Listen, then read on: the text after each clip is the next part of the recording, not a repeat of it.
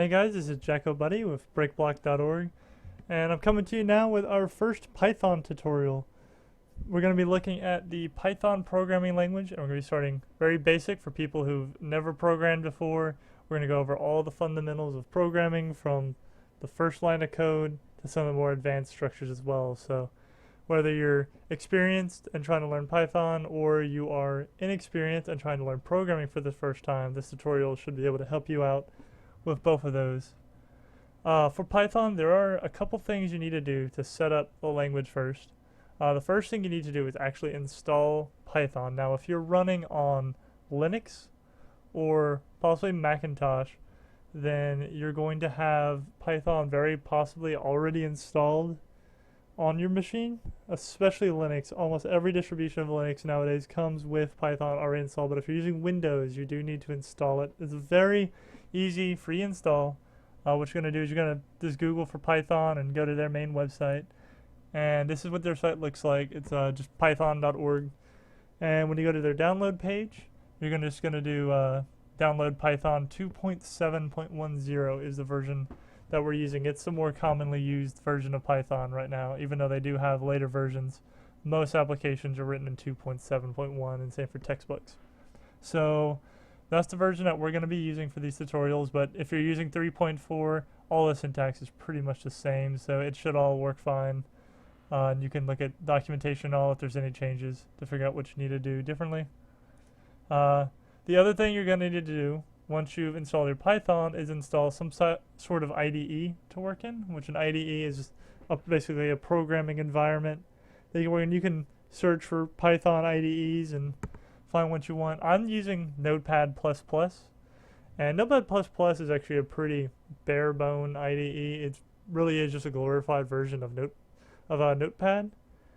It has some differences. It can actually show the syntax of your language. It'll highlight keywords and things like that, and it can recognize Python, so it's pretty nice to use. It can do a lot of languages. It's very good for HTML web design. It can do C languages. I believe it can even do PHP, different languages like that. And so that's another free download, and this is their site right here, notepad-plus-plus.org, and you can download it here and look at all the different resources and stuff that they have for Notepad++. So to test to make sure that you have Python installed, and for people who are using Linux, you're going to want to run this just to make sure that yours is in fact working. Open up either your command line in Windows or your terminal. And in Windows, you can do that by going to your run bar and typing CMD, which is short for command. Or you can go to your applications list and go to accessories and find the command prompt in there. The command prompt is the same basic idea as your command line. In Linux, it's going to be a terminal. But normally the command you're going to use is Python, and then you're just going to press enter. And if your Python install is working, then you're going to see Python 2.7.5, and it's actually going to give you this little Python command line. And this is your actual Python interpreter. This is what actually processes your lines of code and turns it into a running application. And that's something we'll probably talk about more in the future, but right now, just as long as you're getting this, then you know it's working. And to get out of it, you do exit with open and close parentheses like that, and hit enter. I've seen some people, when they install it, Python doesn't work. It'll just be py like that, py, and then hit enter, and it'll come up. Mine has always come out as Python when I install it, and it should be Python, but if for some reason that's not working, you can also try py to see if it got changed somehow, because I've seen that happen before. If neither one of those is working, then you likely still need to install Python, and so you can pull it from that site that I showed you, and they do have the Linux installs and all. It is a multi-platform language, which is why Python is so popular. It's very good for open source applications. A lot of security people use it. It's not per se a programming language so much as just a scripting language, meaning that it's not meant for heavy applications. It's meant for just throwing together scripts and making runnable scripts that can run in terminals, be run by other applications, or be run by servers, things like that. But for the sake of what we're doing in this tutorial, it's going to cover all the programming things just like we need it, all fine, no problem. We're going to go over all that. So I'm going to go ahead and start our first little program, and we're going to start real simple. To make a Python file, what you're going to want to do is go to a folder somewhere on your machine and create a new file. And I usually start with just a text file. And what you're going to do is name it what you name, so I'll just say file name for the sake of this. And then change the file extension to .py. When we do that, it's going to pop up and say it might become unusable. Don't care, hit enter, and it's going to get that Python application right there. If for some reason you can't see the .py and the .txt at the end of your files, and you need to go into your view settings for your folders in Windows or whatever operating system you're using and set it to show your file extensions. Anyone who's doing programming and that kind of thing needs to be able to see their file extensions and know what they're working with, because that becomes very important. But as soon as you do that, that makes a runnable Python file. You see if I double click it, it's hard to see, but there's a little box that's kind of jittering in the middle of the screen. That's the Python interpreter coming up and running nothing because it's an empty file. So we'll go and delete that one because I already made one right here, which is one I'm currently in. So once you do that, oh, that reminds me, if you installed Notepad++, for example, you right click and you can say edit with Notepad++ right there and work with it that way. Or you can open it from Notepad++ and it'll be able to recognize the file and open it up, no problem. Alright, so let's go ahead and start our first program. So the first thing that we're going to talk about in these tutorials is going to be functions. And for anyone who has taken a basic algebra class before, should know what a function is. I'm sure in math class before you've seen f of x is equal to some gibberish afterward. You know, we could say 2 plus x, for example. And, you know, that is considered a function. F of x is the function of x. Now, for those of you who haven't been in school for a while, you may have thought you were done with this kind of stuff, but programming is all about functions. So what a function basically does, in essence, is a function is like if you had a box and you put something in the box and something else comes out the other side of the box. And so in this function, for example, we can say what x is. So if we say x is 2, well then now you have 2 plus 2, so the f of x will come out of 4. If we say x is 3, then it'd become 3 plus 2, so the f of x would be equal to 5. So a function is basically a container with math inside or instructions inside that puts something out at the end. And so you can see where that becomes important in programming, because programming is all about making lists of instructions and trying to get something back. You know, making the computer do math for us, making it draw something for us. Even like video games, I mean, you're making it draw things and process things and process the player's controllers. So no matter what it is you're doing, whether it's script design for networking or servers, or you're doing this for game design, or you're doing this, you know, to do heavy number crunching for scientific computing, all of that is going to be using just tons of functions. Functions also just help you organize your code, because if you just start writing, your screens become so full of linear code that you're not going to know what's going on anymore. But functions help you kind of break it apart into little independent units so you can track your errors and you know where you're working at all times, etc. So we're going to go ahead and create our first function. And so what you're going to do for that is you're going to type def and into space. And def is for define, so you're defining a function. And we're going to call this main. And then you're going to do an open parentheses, close parentheses, colon, like that. That is what a very basic function definition in Python looks like. You're defining the main function. And main is probably the most commonly seen function in programming. In a well-written standard program, and you know the standards of coding and coding rights so that other people can follow your code, main is the first function you always run. Main is the start point of your program, and a lot of times the end point, but not necessarily. That can definitely vary. But a lot of people will start and end in main, and then everything will branch off of main. A lot of programming is about branching off to other segments of code, other source files, things like that. So that's why we're using main here, is to start building the habit of everything we start is going to start inside of main. So what makes Python a little strange as a language is Python actually recognizes indentions as an actual character. If we were to start typing right here, this code is not inside of our function. This is actually outside, and we want to be running inside our code. So what we're going to do is we're going to do an indentation. And now you can see on my Notepad++ it put this little bracket, and you can actually open and close it even to help organize your code.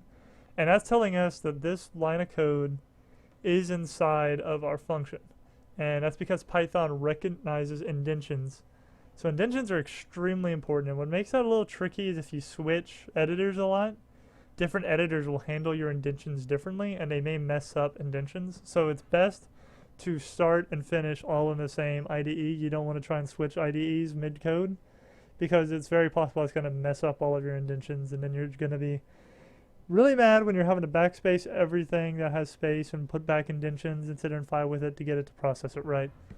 So anyway, back to our code. So we've defined our main, and now we are inside of our main function. And so what we're going to do is we're going to use the print command, print, and then we're going to do open and close parentheses. And I like getting into the habit of always just doing my open and my close and then going back inside.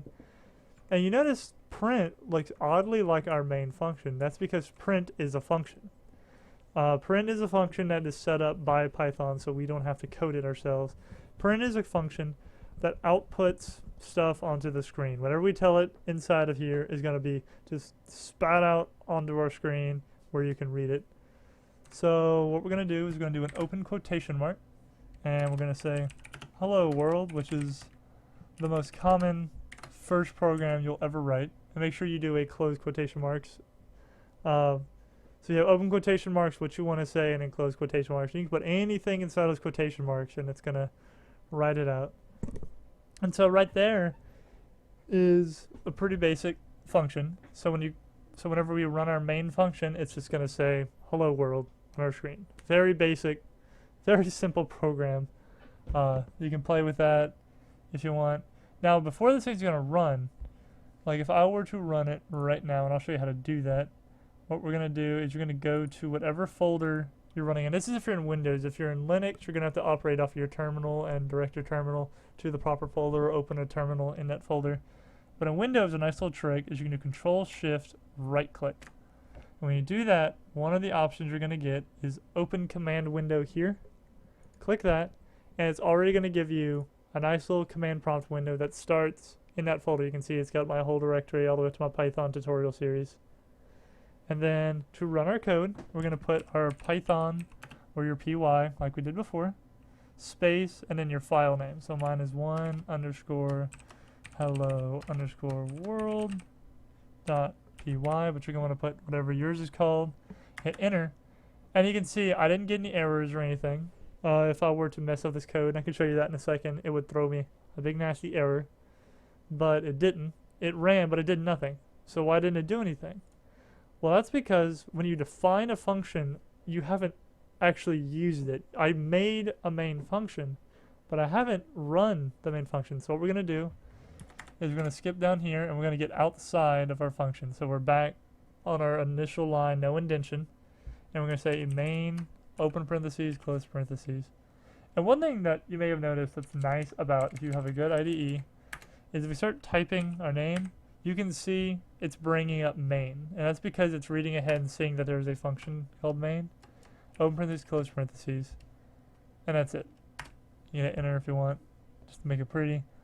And then we're going to save that. And now, when we run it, you can see we got hello world. And so it ran our code because it read here on line 1, and it said, I'm defining the main function. Right here, inside the main function, we're going to print hello world. And right here it said, okay, now I need to go run the main function. So it backtracks to here and runs inside of here. You could even say main a second time right there. Make sure to save. And then if I run it again, it did it twice because it ran the main twice. And so that's going to become a very useful tip. And you can even run functions inside of other functions. I mean, as you can see, like I said, print is actually a function, and we ran it inside.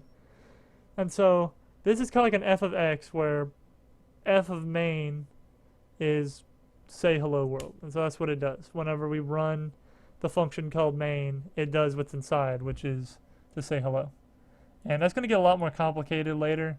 But if it's not making total sense to you, that's all right. Just kind of look at the way it's structured and kind of get those little lines into your head and make sure you kind of get, the basics of what we're doing here, knowing that we're defining a function We're making it say something and then we're calling the function. And then as you continue to work with it, it'll begin to make more and more sense. It'll become habitual. Programming is a lot about being habitual. If you just follow my tutorials and do nothing else, you probably won't actually learn Python very well.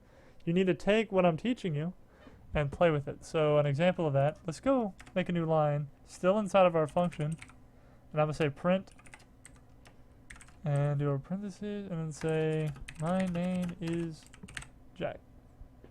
And I'm going to save it, and now let's run it again, and you can see it did that. And you can notice also it put it on different lines, so each print is going to be on a new line when you do that. So, okay, another cool trick. Let's do print with nothing inside and run that, shall we? Well, there you go. I'm actually not entirely sure why it put parentheses. Normally it skips lines when you do that. So to make it not put parentheses, we could do just empty quotation marks like that. Run it. And there you go. So now you just learned something else on how to make a skip line in your code. And there's easier, more efficient ways to do that we'll talk about later, formatting strings and things like that. But for now, there you go. So play with that a little bit and, you know, try different things with it. Feel free to break it. And then what I was talking about those errors earlier, like if I were to cut this parentheses off, this is what I meant by getting an error. You see right here how it throws us an error and says there's an error around line 4. Well, here's line 4, and the reason line 4 has an error is because line 3 never finished. So sometimes when you have an error on a line, check the line before, because the previous line didn't end. It runs into the next line and causes an error on the next line. So this is a basic Python program. It's about as basic as you get. So go ahead, play with this. Make sure you got that on your fingers. And then whenever it's released, go ahead and check out the next Python tutorials. And you can check out Python documentation as well. And we'll just keep going with this tutorial series and hit harder on the Python next time. All right, thanks for joining us. And don't forget, you can check out tutorials like this with Python and other topics at breakblock.org. And you can see my email towards the bottom of the screen. If you have any feedback, you can comment on this video, and feel free to like it as well. It helps us to get higher on the search results so more people can see our videos. And subscribe to see when the new videos come out. And feel free to comment or drop me an email with what you think of the series, what you'd like to see on later episodes, any questions or problems you're getting or errors. I'm always here to help, so just drop me a line. Thanks for joining us.